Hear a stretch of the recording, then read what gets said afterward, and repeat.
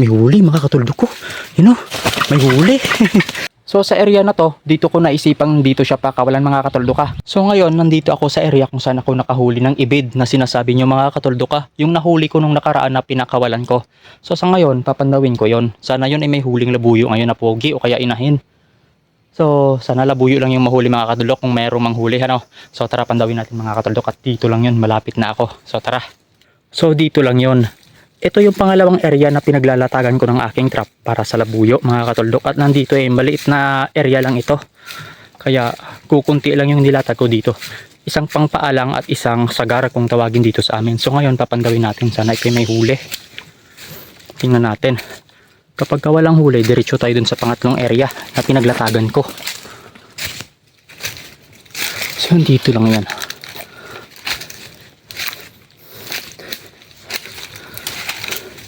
So wala. So ito na yung trap na nakahuli ng ibid na yun mga katuldoka, yung aking pinakawalan. At sa ngayon nga, wala itong huli ngayong labuyo. So ang gagawin ko ngayon, ililipat ako sa pangatlong area na pinaglatagan ko ng trap. Pero walang ganito. Hindi ako naglatag doon sa pangatlong area na yon. At yun ay puro pamaalamang. So didiretso ako ngayon sa pangatlong area na pinaglatagan ko ng trap na puro pamaalang. So huling trap ko napapandawin yon at didiretso na ako pa uwi kapag walang huli. So tara mga katuldok.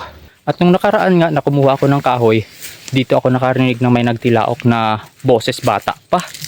At nag-aaral pa lang magtilaok, kaya naisipan kong paglatagan ito ng trap.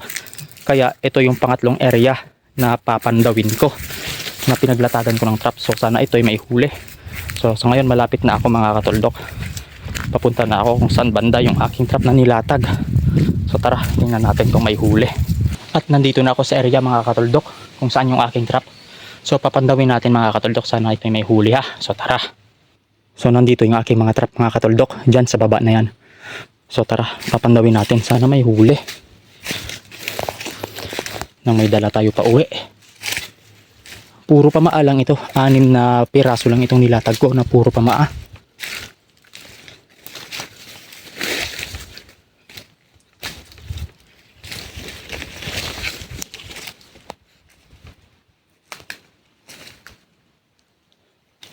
Lang huli.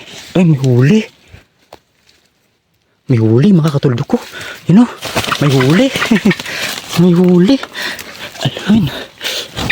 Alin. May huli. Ay. Ayun no. Ang ganda. Purong labuyo. Inahin. So, ayan yung isang trap ko oh. Ayun no. Ito kasi pasunod yan. Ito yung isa. Tapos nandun. Papunta sa taas. So may huli mga katuldok. Ang ganda. Pure labuyo mga katuldok. Inahin. So nakahuli tayo mga katuldok. Dito sa area na to. At inahin. Inahin yung nahuli. Napakaganda. Pure labuyo ito mga katuldok. Akala ko pa naman yung tandang yung mahuhuli ko dito.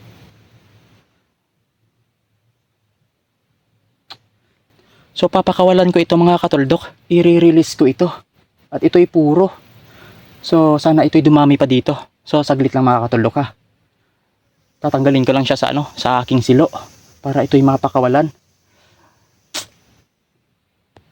Yung tandang kasi yung gusto kong mahuli dito. So ito mga katuldok ay isang purong inahing labuyo yung nahuli ko dito sa area na to. Ang gusto ko sanang mahuli dito ay yung tandang na tumitilaok nung nakaraan. So, swerte. Pero, maswerte siya. I-release ko ito mga katuldok. Dahil ito'y puro. At sana makapagparami ito dito. So, bago ko ito pakawalan, lalagyan ko lang ito ng tanda. May tali ako dito. Nang sa ganun kapag ito'y mahuli man ng ibang hunter dito, alam nilang ito'y nahuli na. At sana ito'y papakawalan nila at alam nilang may tanda. So lalagyan ko lang siya ng tanda. Iksian lang. Nang sa ganun hindi sagabal sa kanya at hindi siya sumabit-sabit kung saan. So ayan, puputulan ko to.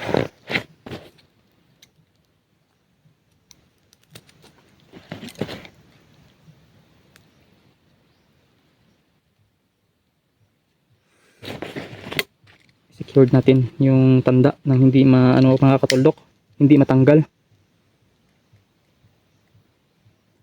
At yung mga trap ko dito hindi ko nakukunin. Hintayin kong mahuli yung tandang na yon. At siguro ito hindi na babalik dito kasi nadala na ito at nahuli na siya dito. Lilipat ito ng ibang pwesto. Lilipat ito ng ibang mapagkaskasan. Mapaghanapan niya ng pagkain. So ayan mga katuldok, nilagyan ko siya ng tanda at i-release ko ito. Hahanapan ko lang ng pwesto na pag-releasean mga katuldok. Doon banda sa taas, doon ko to banda papakawalan. So tara mga katuldok. So sa area na to, dito ko naisipang dito siya pakawalan mga katuldok ha. Tingnan natin kung gaano siya kailap mga katuldok. Sana mahuli ng natin, ng kamera natin. Mahagip ba yung kanyang pagkailap. So papakawalan ko na siya mga katuldok ha. Yun na. So andun na siya mga katuldok, wala na. So pinakawalan ko yon. Nang sa ganun ay dumami pa dito banda yung mga labuyo. At sa sunod na season ay may mahuli ako. So yun mga katuldok, at dahil nga napakawalan na yun, balik ako ngayon sa trap kung saan sa nahuli para ayusin yon. Baka sakali mahuli ko yung tumitila ako dito na binatil yung labuyo na yon. So sana nga mahuli ko yon. At ito yung trap ko na nakahuli sa kanya mga katuldok. Ito yung trap ko na pamaa. Ganyan lang ako maglatag.